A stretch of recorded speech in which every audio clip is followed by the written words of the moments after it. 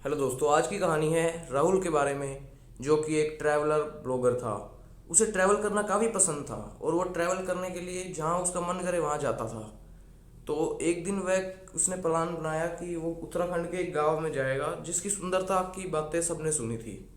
वो गांव ऐसा था कि छोटा सा गांव था, तो उसमें ज़्यादा कुछ ठहरने की व्यवस्था नहीं थी। लेकिन फिर भी वो डिसाइड करता है कि वो जाएगा और वहाँ पर रहेगा। तो वो शाम को चला जाता है वहाँ तक और वहाँ पर गाड़ी करके जाता है, तो वहाँ पर पहुँच जाता है लगभग 7 बजे शाम के। और वो इधर उधर फिरने लगता है तलाश में किसी गेस्ट हाउस की, लेकिन उसे कोई गेस्ट हाउस नहीं मिलता। ऐसे ही घूमने के बाद थोड़ी देर उसे एक बिल्डिंग दिखाई देती है जिसके ऊपर लिखा हुआ था काला पानी गेस्ट हाउस। वह जगह जहाँ पर वो खड़ा था उससे 1 किलोमीटर की दूरी पर थी, लेकिन क्योंकि उस पर लिखा हुआ था बड़े अक्षरों में काला पानी गेस्ट हाउस, इसलिए उसे वहीं से दूर से दिख गया कि यहाँ पर गेस्ट हाउस है। फिर उसके पास कोई विकल्प तो था नहीं, तो वो पैदल जाने का ही सोचता है और पैदल वहाँ तक पहुँच जाता है। जो वहाँ का रास्ता था ना, वो था एकदम सुनसान। तो राहुल को डर तो लग ही रहा था, क्योंकि वो अनजान जगह पर है, कोई जानता नहीं है, और वहाँ पर लोग भी ऐसे नहीं थे कि शाम को ज़्यादा बाहर निकलते हो, सब अंदर ही रहते थे, घर के अंदर ही। कोई ऐसे खास सर्विसेज नहीं थी। बस एक चीज़ थी वहाँ पर कि वहाँ की सुंदरता बहुत थी उस गाँव की। तो अब क्या होता है कि वो अंदर जाता है, तो जो बिल्डिंग थी ना गेस्ट हाउस की, वो काफ़ी पुरानी थी, ऐसे दरारें सी थी उस पर और कहीं से लोया टूटा हुआ था। तो मतलब ऐसी था कि वो ज़्यादा पुराना था और रहने की हालत में नहीं था। लेकिन अब उसके पास कोई था तो नहीं विकल्प राहुल के पास कि वो कहाँ रुके। तो वो यहीं रुकने का सोचता है और अंदर दाखिल कर जाता है। अंदर उसे एक बूढ़ा रिसेप्शनिस्ट बैठा दिखता है।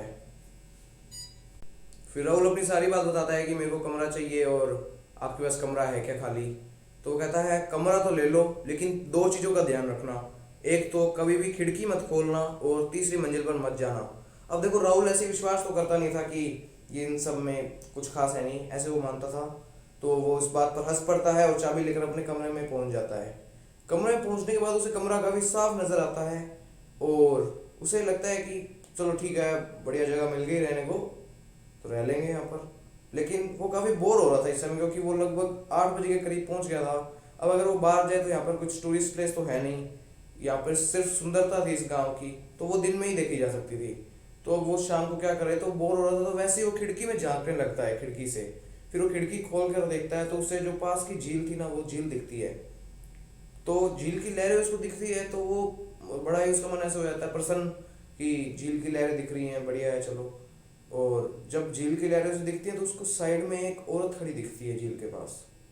और उसे पता नहीं क्यों ऐसा लगता है कि कुछ अजीब सी है, मतलब ना उसका मुंह भी नहीं दिख रहा था साफ, उसका फेस क्लियर नहीं दिख रहा था।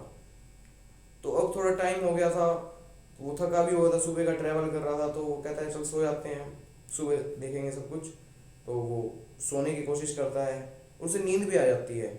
फिर क्या होता है कि काफ़ी टाइम बाद दरवाज़ा खटकता है और राहुल की जाग खुल जाती है।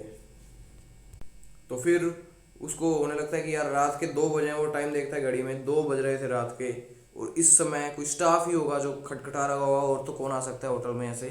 तो वो गेट खोल देता है, लेकिन वो तब अचंभत हो जाता है जब वहाँ पर कोई नहीं दिखता।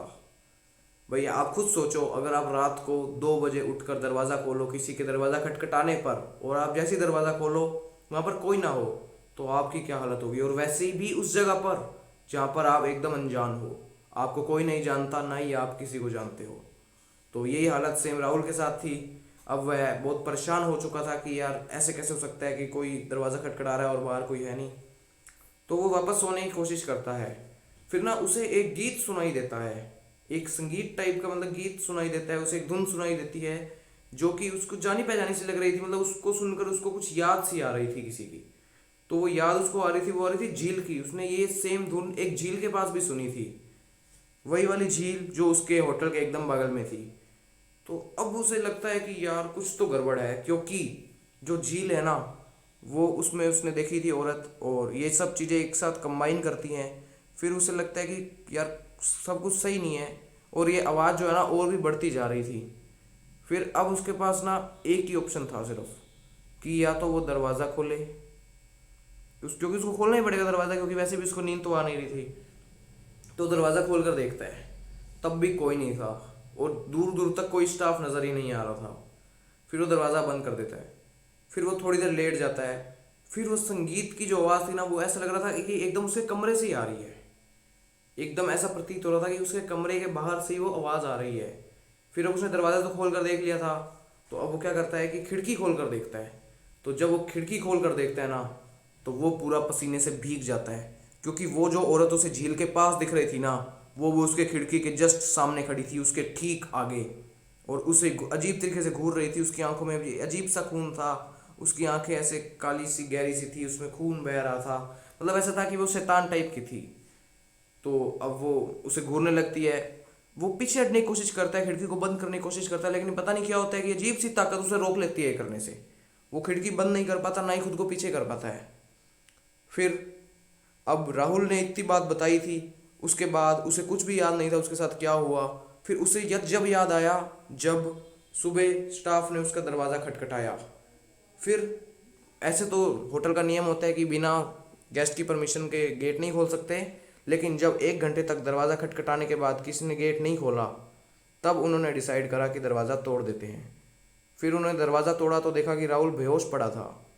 फिर उन्होंने पानी डालकर राहुल को बेहोशी से हटाया, और उसके बाद में राहुल ने उनको सारी बातें बताई जो मैंने अभी आपको बताई हैं। तो मतलब ये कहानी ऐसे थी कि राहुल की पूरी ज़िंदगी को बदल दी थी इसने। वो अभी भी ट्रैवल करता है, लेकिन वो अनजान होटल में ठहरने से अभी भी डरता है।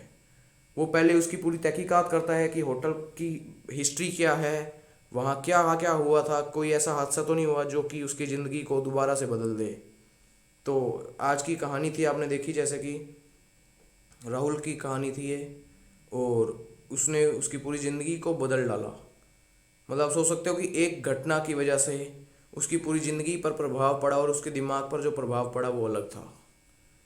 तो ठीक है दोस्तों, मिलेंगे अगली कहानी में।